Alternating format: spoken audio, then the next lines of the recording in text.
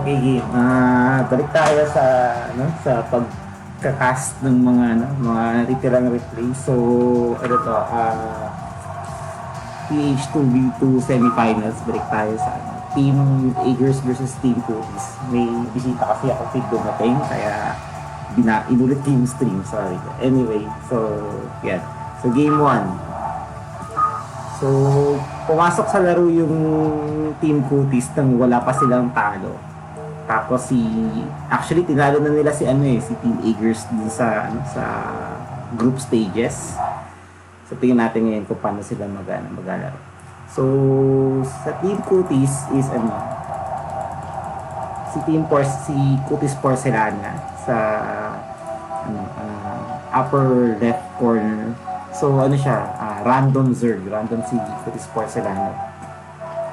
Si Huawei, si Cuties Bayag, nasa lower left hand corner naman siya. So Protoss. So nag-pick ng race si Huawei. Protoss talaga siya. So Protoss random yung team nila, kaya medyo may advantage actually dahil dun sa random part eh. Pero sa side naman ni Team Eagers, si Bayagster nasa lower right corner, Protoss, tapos si Doom nasa alas 3, Protoss din. So tignan natin kung anong game plan nila ngayon.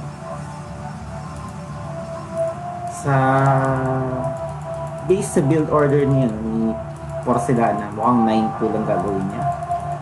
So actually sa BGH, ang pinaka-tingin kong standard dapat na build ng Zerg is 9 full speed links. Yan ang gagawin ni Porcelana. Bakit? Kasi kailangan ng early aggression ng Zerg. Sobrang open ng map. Kayang sugurin ng Zerg. So feeling ko in terms of team games, lalo sa mapa na to, sa Big Game Hunters or sa Hunters, kailangan talaga early aggression. So kaya ang pinakamagandang aggression or sa pinakamalakas na mag-agre sa laro is yung Zerg. So 9 full speed links is tingin ko standard. Sa Protoss naman, usual 2 gate. So may mga variations tayong nakita sa tournament. Si Zonrox gumagawa ng pylon gate. Pero standard to kay Huawei. Pylon, gateway. So 9-10 gate. Tapos si Bayagster, ganun din, 2 gate din. Tapos si Blue, 2 gate. So actually, safe yung mga build na to dahil hindi ka naman mag-GG agad dahil malakas ang Z sa simula. Pero hindi ka basta-bastang makakalabas ng army mo dahil may Zerg links.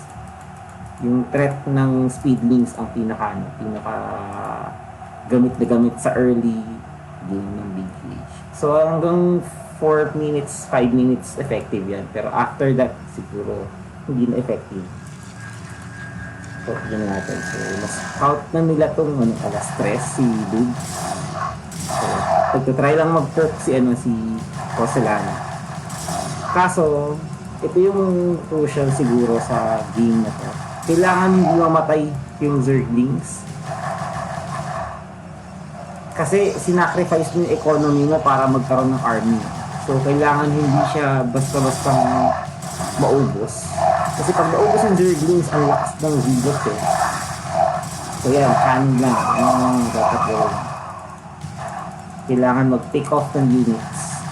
So, meron ng speed. Kasi ang bilis na ng Zergling nyo. Hindi na makakabol yung mga Zilot. Pero, siyempre, yung mga magagaling na players, ang gagawin, iipon lang ng Zilot. Kung hindi kayang habulin, mag-ipon ka. Tapos, lalabanan yung Zergling. Kasi kahit pag kabilis yan, malambot lang yung Zergling. So, yeah. Ang threat lang actually is counter, tsaka mag-pick off ng stray unit. So, dapat grupo yung Zilot. Tingnan niyo kung paano niya ginagalaw yung micro yung kanyang mga units. So, anyway, sa tech-wise, ganun pa rin. So, standard sila. 2 gate lang. Si Dube nag-forge. Standard din yan sa BGH. 2-gate forge tapos cannon para makalabas. Kasi pag natayo mo na yung cannon mo, kaya mo nang i-defend yung Zergling Rush. Or kahit anong rush. Pwedeng zero rush. Pero sa side ng Zerg, ito yung medyo deciding factor. Itong mahirap eh. Kasi kung Zerg versus Zerg Protoss kayo, 3-gate ka yan, 3-gate si Huawei. Tapos pure Zergling lang si Porcelana. Tingin ko mahina yung army niya yan. Malakas siya in terms of control, pero in terms of clash, mahina yung ganyang klaseng composition. Lalabanan, tingnan mo. Labanan lang nila yan, walang magagawa to. So, ang pwedeng gawin lang talaga ng Zerg Counter, yan yung mga dapat gawin. Hindi dapat sila talaga lumaban ng harapan. Sa case ito, babagsakin nila yung Zerg. Kasi Zerg yung pinakamalambot. Hindi ko alam kung pinakamalambot. Madaling pabagsakin sa BGA. So, yan. Ito ang kailangan gawin ni Zerg. Kailangan niyang mag-buy time, mangharas. Kaso, kaya ubusin yung probes yun. Whereas yung base niya, kailangan maraming sakto. Ang ganun, naubos eh. Kailangan mo yung zilot. Hindi na yun namamicro. Anyway, hindi yun namamicro na maayos, pero kayang i-defend yung data. So, ito ngayon ang pinagdalabanan nila. Na-defend yan. So, building placement, importante rin yan. Tignan nyo, ang hirap papasok ng tatlong sunken. Tapos naubos pa yung probes ni Dub. So at this point, medyo disadvantage yung teenagers. Kasi kailangan mag-rebuild na economy ni Dub eh. Samantalang hindi napigilan yung Zerg. So yun yung maganda actually sa ginawa ni Porcelana kanina, di ba? Hindi niya hinarap yung units. Kasi pag hinarap niya, talo sila dun sigurado eh. Ginawa niya, kinounteran lang niya yung Protoss. Kasi alam niya kaya yung pabagsak. Pero it can go either way. Kasi if example na defend ni Dub. Kasi tingin ko lumabas yung probe niya kanina, yung zilot niya kanina eh. Kaya nang i-defend yun. Lugi niya yung team Putistan. Kaso hindi niya defend. So, tignan nyo, marami pa rin silang army. Tapos sino ba ito? Si Ram, si Bayagster. Tatry niyang i-counteran yung Protoss.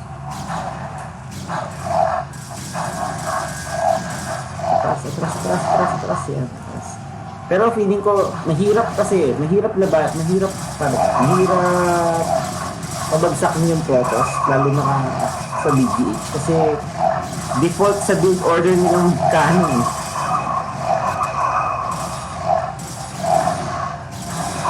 Pero sa case ito, kulang yung cannon. Pero may lalabas pa rin na units. So, nade-defend pa rin yung tingin ko. Whereas sa base ni Dub, basag na yung kanyang Nexus. Hindi niya kinaya. Ang sagot ni Ram doon, kumounter tapos mag-expand.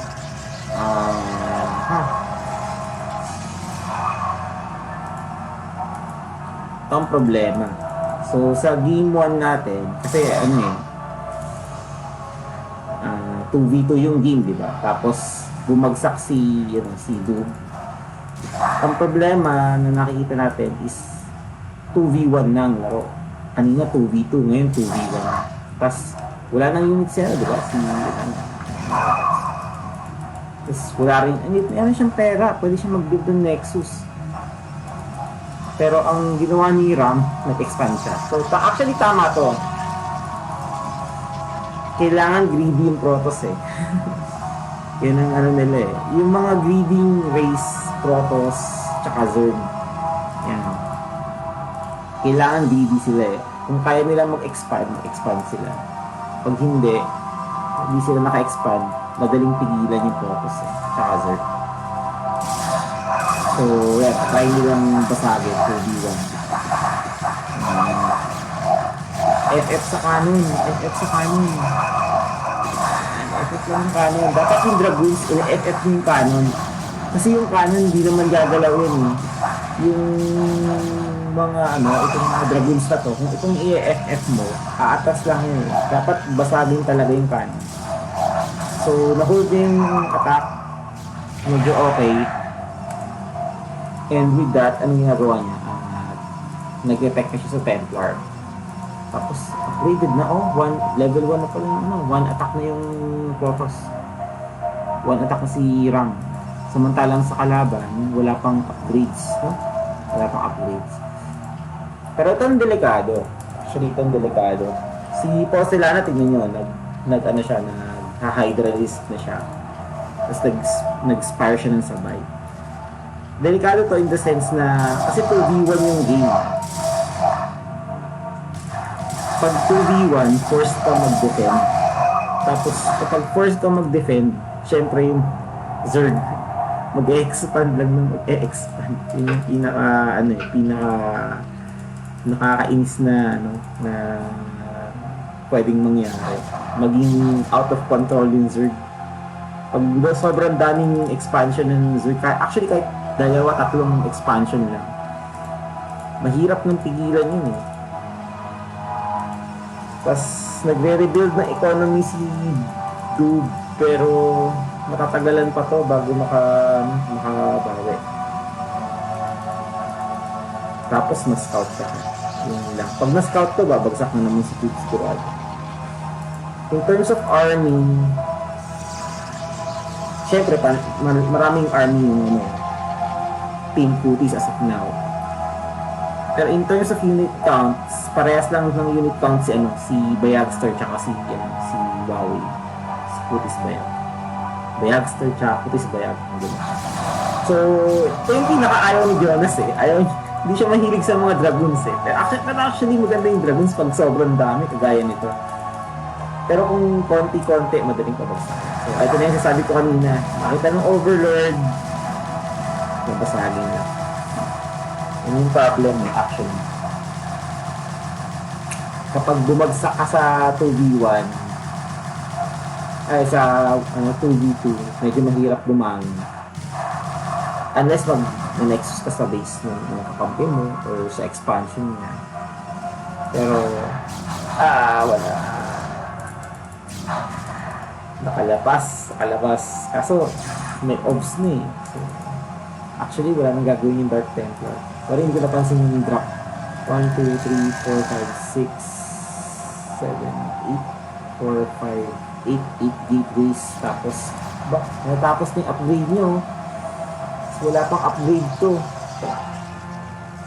Ganitong ginawa ni Ram, hindi niya since sa buhay yung Dark Templar, tinatry niya mag-scout. Yeah. Okay yan, ganda yan. Kaso, syempre, sabi ko nga, naghahabol siya ng units.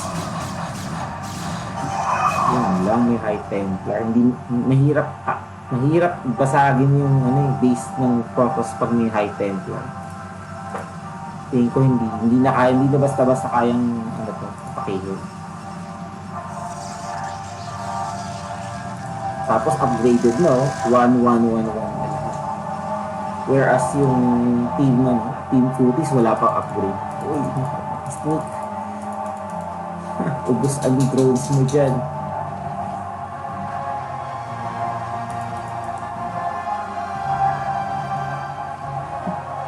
Uy, mataka na. Share sila ng base, pala to. Yan, okay, so itong napansin niya. Sabihin ko sana kasi kanina, kapag kasi one hit kasi ng Dark Templar yung mga drones, diba? Since one hit lang sila, hindi nagkakaroon ng alerts, hindi naririnig. Pero napansin naman ni Porcelana. Patay na yung Dark Templar niya sigurado. Grabe, overkill. Isang Dark Templar lang yung gusto nilang patay. Dinala nila yung buong barangay. So, Dark Templar lang papatayin nyo eh. Yung barangay yung dinala. So anyway, hindi na ito magagalaw. nagsunken na siya doon. Tapos yung sneaky expo ni Bayagster, ewan ko kung, siguro nakita na kasi may nagsisignal. Pero anyway, ayun, yung drop. Dami. Nice.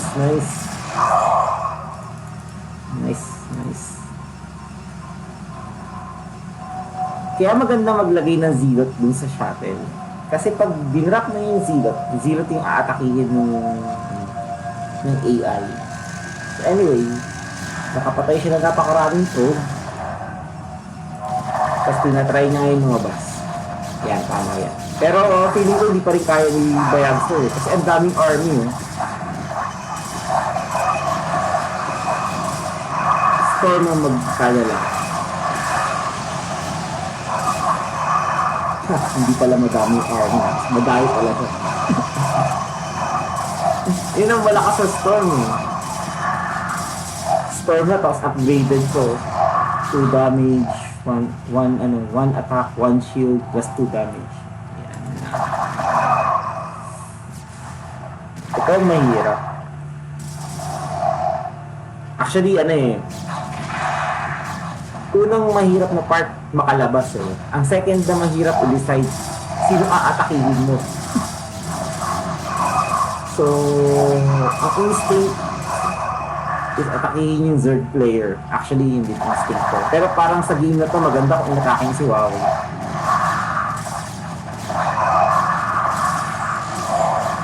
Walang storm? Storm, wala ka energy. Yun lang. Tingin ko kung inatakin si Huawei, bagsak si Huawei. Feeling ko. Pero yun yung problema eh. Hindi mo kasi alam kung aling part yung weak eh. So, gano'n, nagdagdag pa ng gateway si Bayagster. So, from 8 gateways kanina, naging 12. Bago pa lang isa. So, may Stargate na siyang binibuild.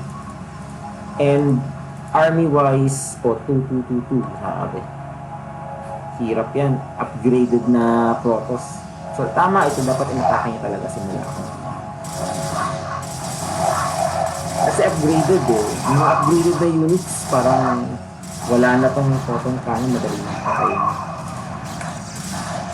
So, maganda yung lalabas dun sa gateway, Dark Templar. Walang observer si Bayagster eh. Pero, mababasagan siya ng base.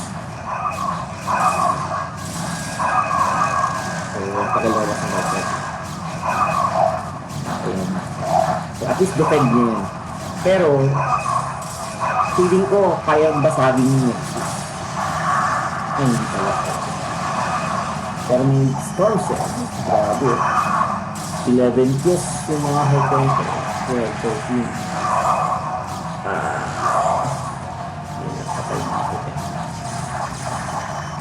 Walang observer si Bayagster. So, sabi ko nga, medyo mahirap pa rin 2v1 kasi atake ka sa kabila, kakounteran ka, so tutulong, medyo uphill battle. Si Dude, basically, wala na siya. Kasi wala na siyang, minerals. Eh. Sa game na to, ayun, sasabihin ko pa naman Ultralisk. May high-tech na. So, makaka-expect ka tayo ng Ultralisk. Yan. Itong itong mga problema kapag 2v1. Ang hirap gumawa ng army na efficient sa 2v1. Kagaya niyan, magmamass goons ka ba para sa lurkers? Pag nag-mass goods ka, magmamass zergins siya. O kakainin mo yung mga doubles na yung zergins. Or ka ba? Zealot High Templar. Pag nag-Zealot High Templar ka, kakainin mo yung lurkers. So, madaling ma-counter. Yun yung problem. Pero sa case nito, tingin ko kayang i-hold yung porcelain. Ilang bang hatchery meron siya? 1, 2, 3, 4, 5, 6. So, meron siyang 6 na hatchery, kaya niyang i-defend siguro. 3 plus 3 attack na yung mga dark yung mga protoss ni di ba youngster? So, pinapakitaan niya tayo ng pinapakitaan tayo ni Ram ng plays. Malakas ang DP pero pag may observer, wala na. Yun lang, babagsak siya. Too early ba? Hindi ko alam. Hindi ko sure kung too early yung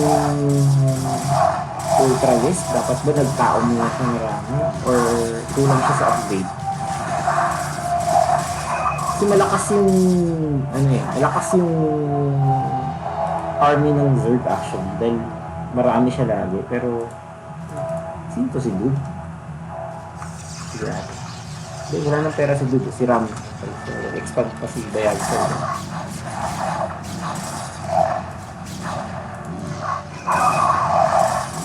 kailangan tumulong yung Huawei kahit paano.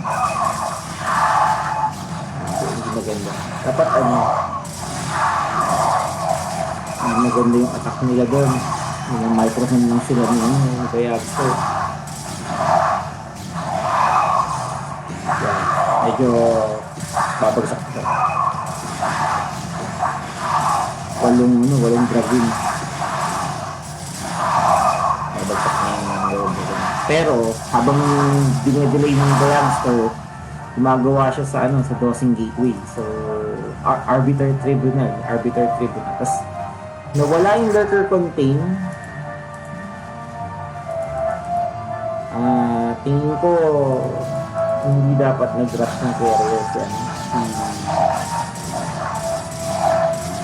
si Huawei. Pero since ang dami naman din ng expo, okay lang. Sabi, hindi pa rin na-clean up to. Lagot.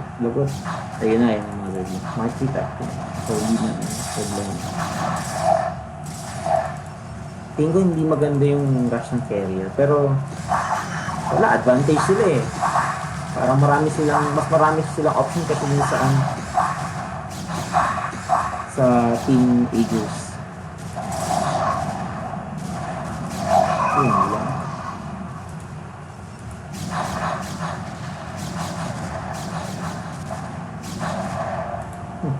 Mas marami pang tao si Ram. So, in terms of unit count, si Bayagster 150. Same lang sila ni Huawei ng unit count. Pero si Huawei, mas marami siyang probes. So, actually, hindi, unpowered pa.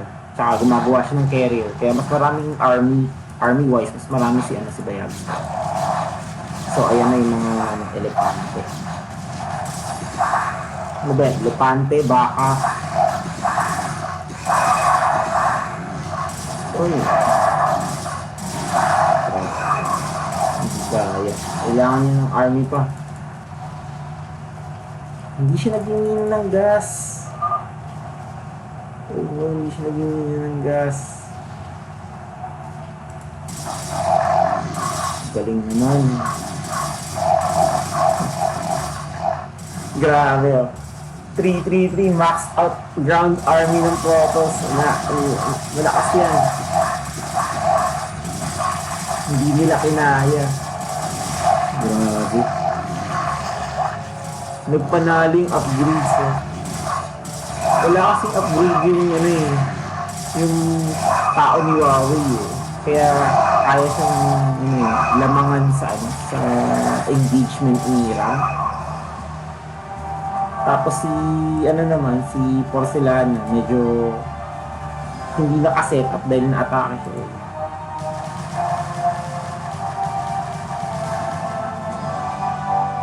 Kaso from here on, feeling ko lamang na masyado yung Bayagster natin. Kesa sa Putis Bayag. Ayan na, pinipilit niya kasi yung carrier eh. Feeling ko hindi magandang pilitin yung carrier. Daming pogs oh. Grabe, daming pogs. Meron ba adrenal glands? Parang wala pang adrenal glands. Parang bagal lang nata ng mga Zerglings. Ang dami, grabe, dami. Ayun na. Ayun, mga pangonda sa carriers. Yes, yes. Malabas yung replay progress.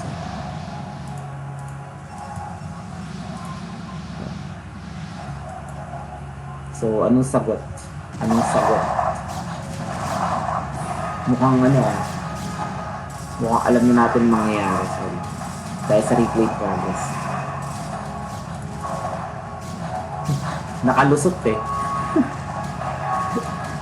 Nakalusot yung carrier ni Huawei. So, napakadaming expansion na kailangan patayin ni Bayagster eh.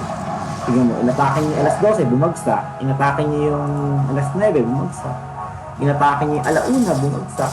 Ay, alauna. Pero, bumagsak nga rin yung alas 5 eh. Pero, build lang sila ng build eh. Yung problem sa 2v1. Also, sa ganitong klaseng unit composition, medyo yun ang problema.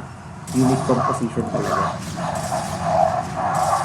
Kasi kakaunterin mo yung isa, maglalabas ng carrier. So, wala mo yung counter sa carrier.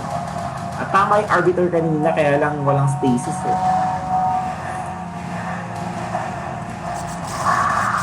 Tapos ayun, yung napakalakas na army is digital down lang. Anyway, GG, nag-tap out si Bayagster. So, grabe. Game 1 pa lang yun, sobrang sobrang bakbakan na. So, tingnan natin sa game 2 kung anong mangyayari. Maintain kaya ng Putis Bayag ang kanilang unblemished record? Or makakaisang makakabawi ang Team Eagers? Tingnan natin.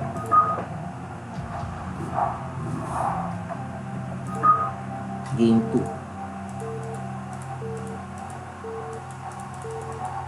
Teka lang, Zerg ba talaga?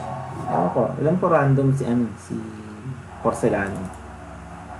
Tingnan natin. So, sa Team Putis, si Porcelana. So, random nga siya, random photos. Sa nasa alas 11. So sa alauna naman si Putis Bayag. Si Huawei. Protoss talaga siya. So Protoss. Whereas sa Team Eagers, si Bayagster, alam ko random si Bayagster. So random Zerg. Tapos si Dube Protoss. So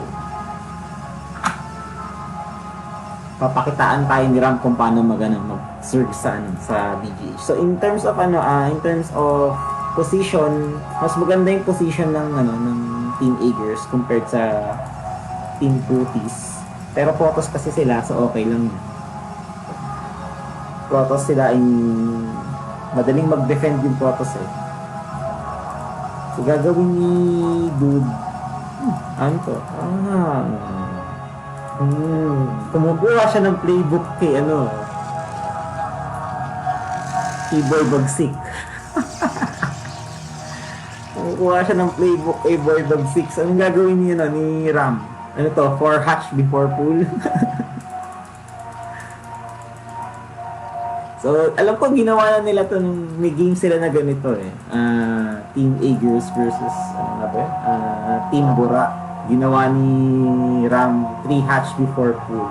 So sabi ko, kung kayang mag-greedy, bakit hindi ka mag 4 hatch before pool? Mas okay yun.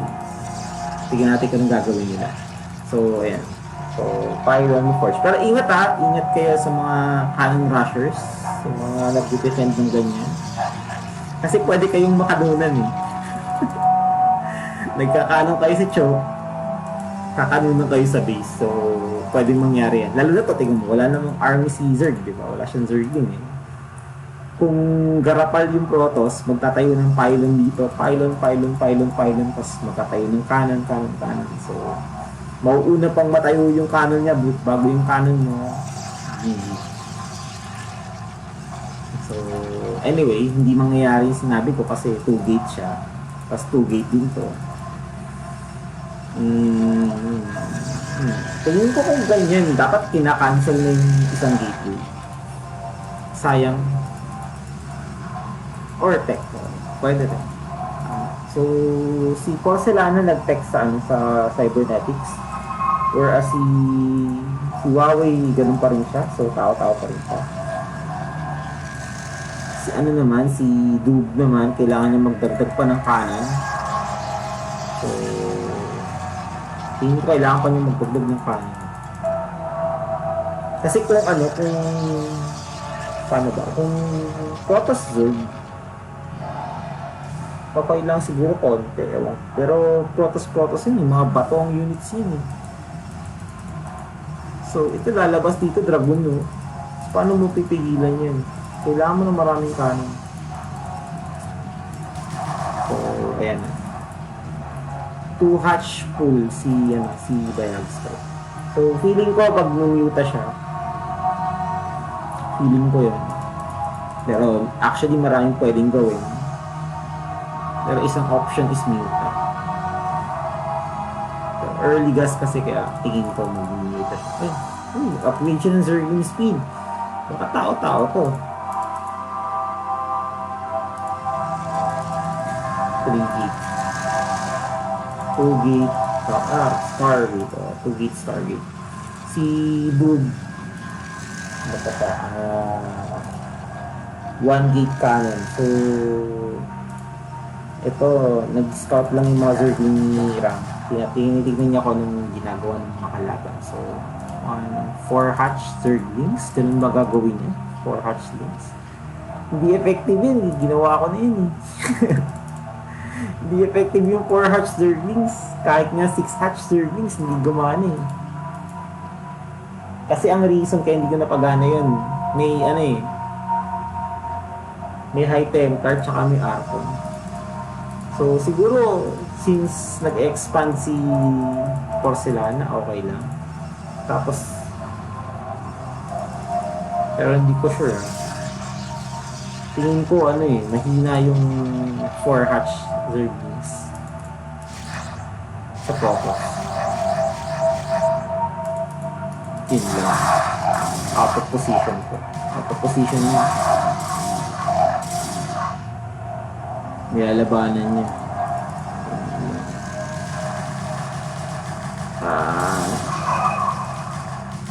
Mali, out of position yung laban niya kanina. Kailangan either tumulong ni Huawei, sabihin sana kumounter, kaya lang mahirap kumounter. Wala kasi siyang wala siyang cannon eh. Hindi rin siya makalabas. Yun lang. Position, micro. So guys, medyo mahirap.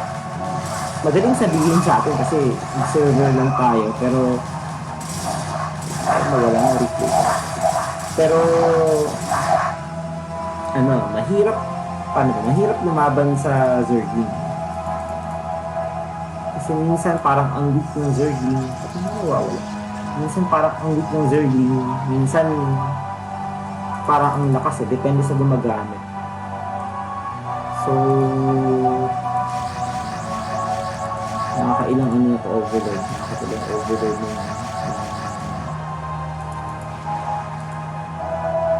Kaya siguro hindi dumadami masyado yung Zergling. Kasi yung Corsair nakakapatay ng overlord. So, position guys. Ano ba nangyayari? Sorry. Ayan, sinasali-salisihan lang sila. Lalabas yung tao ni Huawei, sasalisihan siya ng Zergling.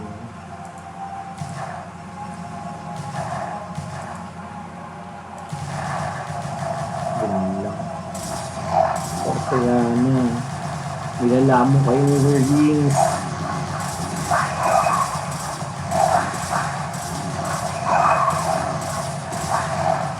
So, yun siguro yung yun siguro yung logic ng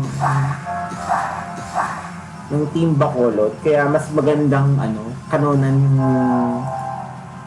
Kasi ang ginagawa ng Team Bacolod sa ganitong games, kapag nag-defend yung kalaban nila, magde-defend din sila.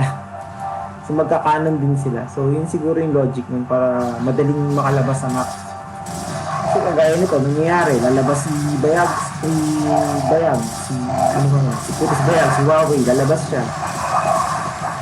Kakaunteran ng Zergling yung base niya. Or lalabas si Porcelana, kakaunteran ng Zergling. Ang dami kasi yung Zerglings eh.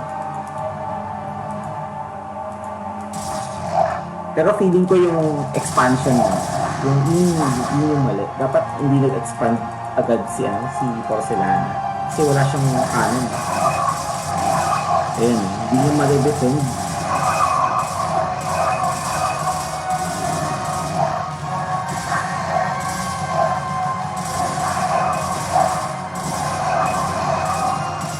Pero unit-wise, lamang ang Team Putis unit-wise. Pero in terms of harass, lamang ang Team Eagles.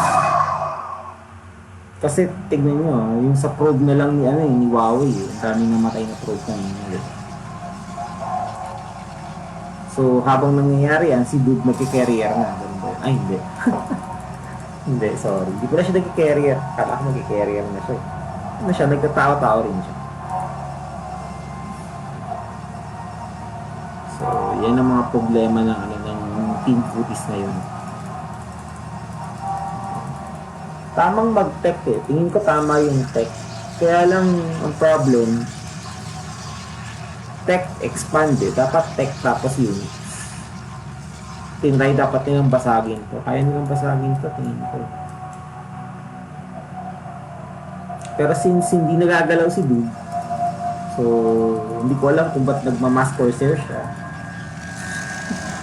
Wala namang overlord yung yung photos eh. Pero nagmamask corsair siya. So hindi ko alam kung para saan itong mask corsairs. So tingnan natin. Baka ang gagawin niya distraction red. Pero wala pa siyang wala pa siyang fleet beacon, so wala, matagal-tagal pa yun. Kaya kaya siguro kanina, kaya mas gusto ko yung build na 2-gate forge compared sa 3-gate. Ito yung pinaka-rason doon. Kasi pag 3-gate ka, wala kang cannon, pwede kang salisihan.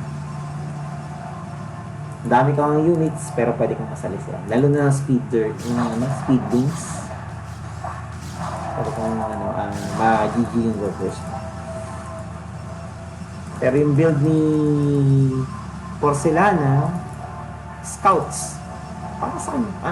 Okay, sila mga harass na. Kasi master. May Hydralist na.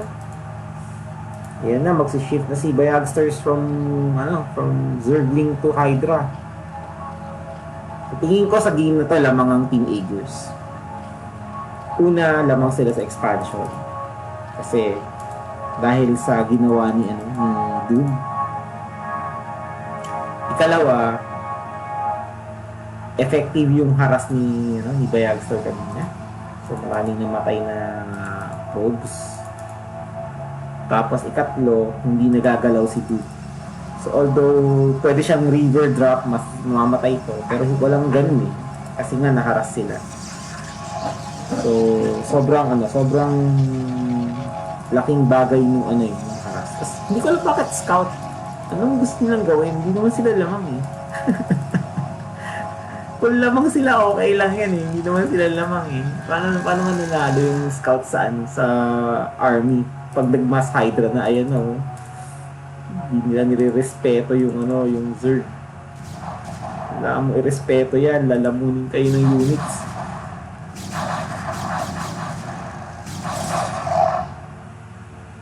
Yan irespeto yan.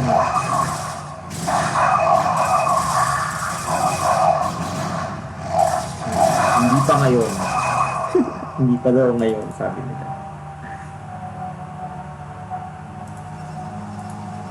So, Kabangan mo ng probe count si Huawei. Pero tingin ko dapat hindi nag-i-scout sila.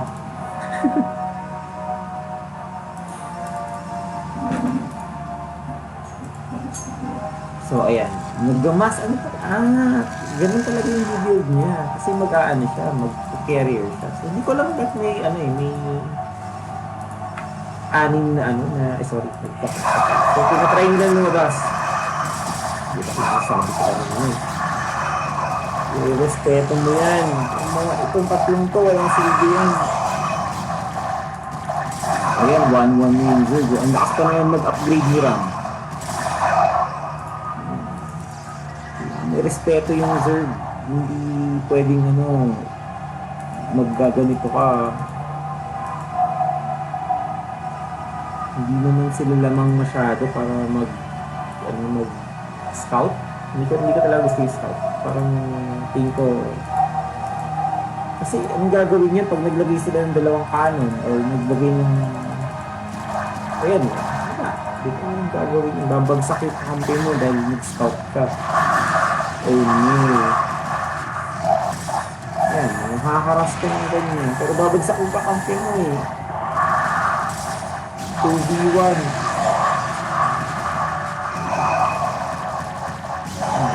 Tuloy-tuloy lang yan. Okay, ako mananalo. Ang kunat-kunat ng scout para manalo yung resources. So, preoccupied sila kanina, pero ngayon hindi na sila preoccupied. Dark Templar!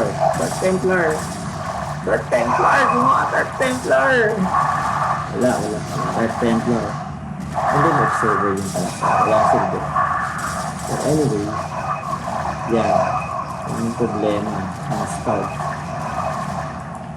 Kasi, hindi sila ma-atake dahil may Hydra Risk Kailangan mo microhin. Isang hina lang yung damage yun sa baba. Parang 80 ang buhay ng Hydra Beast. Ilan yun? 10? 10 hits bago mamatay ang isang Hydra? Kung air to air, okay. Pero air to ground, wala. Feeling ko ayun lang. Hindi masyadong nakaras pala. Hindi sila nakapatay ng probe. Galing.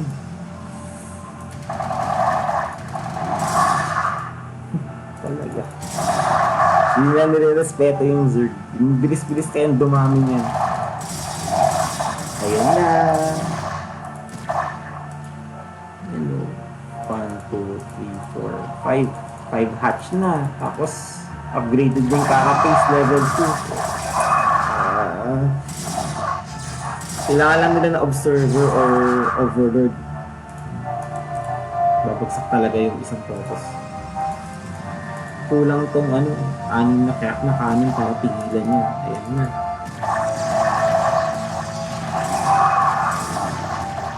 Samantala, ano ginagawa ni Dug? Ayun. Pataka ko, parang wala talagang tao si Dug Puro si Ram lang yun Yun pala, meron na siyang ultimate trump card.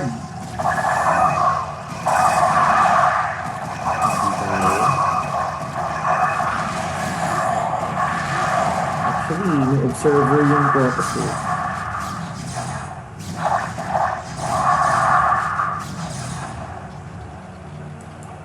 Kasi ang daming Hydralist Grabe, tutunan na Hydralist. Si Senti, yung taga-Orient, yung lagi yung kalaban na Protoss. Pag ganito ang gagawin niya, gagapangin niya ng kanan yung buong mapa. Tapos tsaka sila mag-carrier. Pero scout. Ito talaga gusto ng scout. Di ako makaget over din sa scout. Kasi walang gagawin Kasi yung ginagawa mo na ganyan, sige, patayin yung overload. Dapat maglagay sila ng observer. Ayan na, ultimate trump cards. GG. Type ko silang GG. Sabi ko na. Anyway, galing. So, 1-all. May pag-asa pa. So, deciding match yung next game. Tignan natin. So, this sa game na to, feeling ko dapat, hindi nag-scout. Kasi hindi naman sila lamang ng malaki eh. Tapos, tingin ko kaya nilang basagin to. Kung nakarating sila. Kaya lang, since ang build ni Bawi is 3 gate, wala siyang defense. So, mahirap. Si Porcelana naman, tech siya, pero yung tech niya, Corsairs. Akala ko Dragoon yung tech niya. Hindi. Corsair yung tech niya. Kung Dragoon, feeling ko, Dragoon Zenith kayang basagin ko kasi, apat lang na kanin. Tapos isang Artosis Pylon na. So, kayang basagin. Kaso, anyway, nag-pay off yung kanilang build. Tignan natin ang game 3. So, all one. Pag nanalo ang Team Putis sa game 3, so unbeatable pa rin sila. Wala pa rin silang lost match. Kapag nanalo ang Team Aegers, mangyayari na sila, sila na yung nakabawi na sila. Tapos tinalo sila sa group stages nito. Tignan natin. Also, kung sino matatalo rito, bababa sa losers bracket. Sa losers bracket, ang daming naglalaban-laban ngayon. Si Scooby, si Solo, sino ba yung mga sa losers bracket? Yun yung alala ko, si Scooby tsaka si Solo. Pero anyway, si Porcelana or si Aegers, baka pwedeng bumaba. Tignan natin kung ano mangyayari. So, game 3. Best of 3 lang to so deciding match.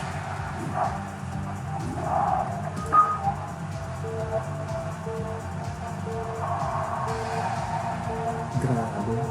Sabagay, 2 hatch Hydra. Okay. 4 hatch Hydra pala, sorry. So, sa game 3, sino to? Sa Team Kutis, si Kutis Porcelana, Peran, alas 12. Si Kutis Bayag, nasa alas 5. Protoss.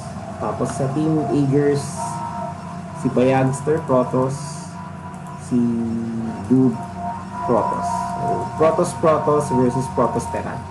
So, tingin ko medyo advantage ngayon ng ang Team Aegers. Bakit? Kasi hati yung mapa yun. Dito maglalaban sa gitna. So, kung kunyari, kasi yung Terran, medyo matagal lumabas yung Terran. Kaya nilang makontrol agad yung gitna ng dalawang Protoss. From there, kung mag-decide silang mag-contain or mag-decide silang umattack, doon na magkakatalo. So, pero tingin ko sa laban na to Team Aegers ang lamang kasi dalawang Protoss sila. Mabagal lumabas yung Terran. So, wala pa yung gagawin ni Team Putis para manalo. So, tingnan natin.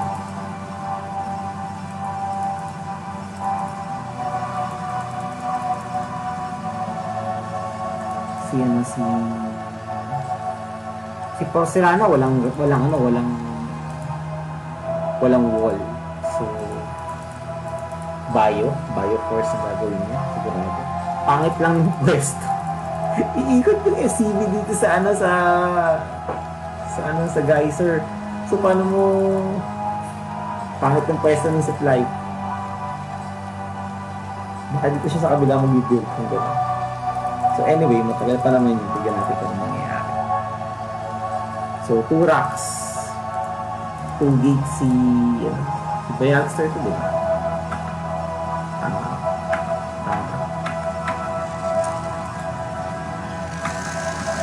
Tama si Bayagster. So, 2 gate si Bayagster, 2 gate si Dub, 2 gate si si Huawei.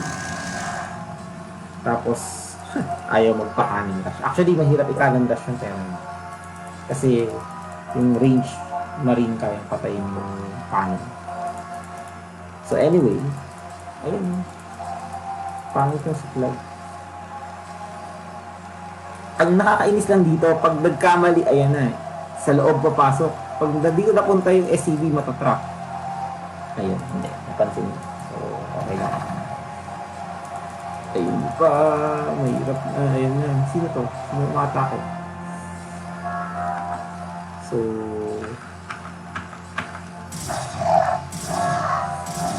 lakas kasi ng ng Zidot sa simula mamatay yung mga marine na yun. Tapos kakanunin siya. Kakanunin ba siya? Ganun bang play? Panlan silang to, tapos magkakanon sa gilid. Nakainis naman kung quick progress ito. Ba ayaw mo wala?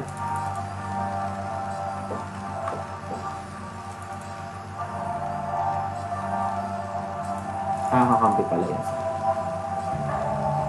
Baka naiwan lang mga spot. So anyway, 3 gates si Bayagster. 3 gates si Duke. So sabi ko nga, advantage kasi sila kaya sila nag-3 gate. Mas marami silang taong lalabas agad. Hindi yung atake, yung mamatay yung No! Yun lang.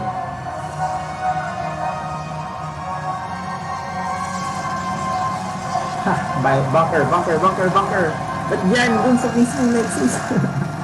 Ayan. Okay lang yun actually. Ganda yung ginawa nito. 2 bunker nga dapat para sigurado. Kasi mamatay mo yung yung dumating. Saan yung kakampi mo? Ayan lang, naka-bunker siya. So, ang problema lang sa bunker hindi kasi nakokontrol kung alin yung aatakihin. Yun yung pangit sa bunker na yun. Pero, isa sa pinakamalakas na defensive structure yung bunker. Repair. Yan, bunker. Tingnan mo. Abot ng bunker to pero hindi niya nata. Mukhang babagsak sila. Yung ginagawa ni yung nagkakanin. 3 gate cannon. Ayun na, bunker! Hirap yan kasi nare-repair yung bunker Yung cannons hindi nare-repair, yung bunker nare-repair. Simple pa. Oh no. Ano pwedeng gawin? Dapat yata mag-cancel na siya.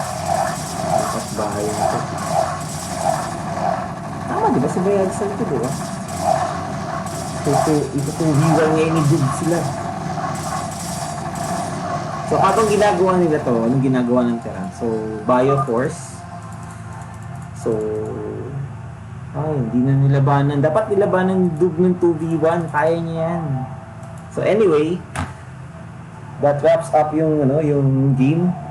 Team Cuties versus Team Aegers. Panalo Team Cuties. 2-1 ang score. First game, panalo ang Team Cuties. Tapos second game, panalo Team Aegers. Third game, panalo Team Cuties. Okay, so yun lang po.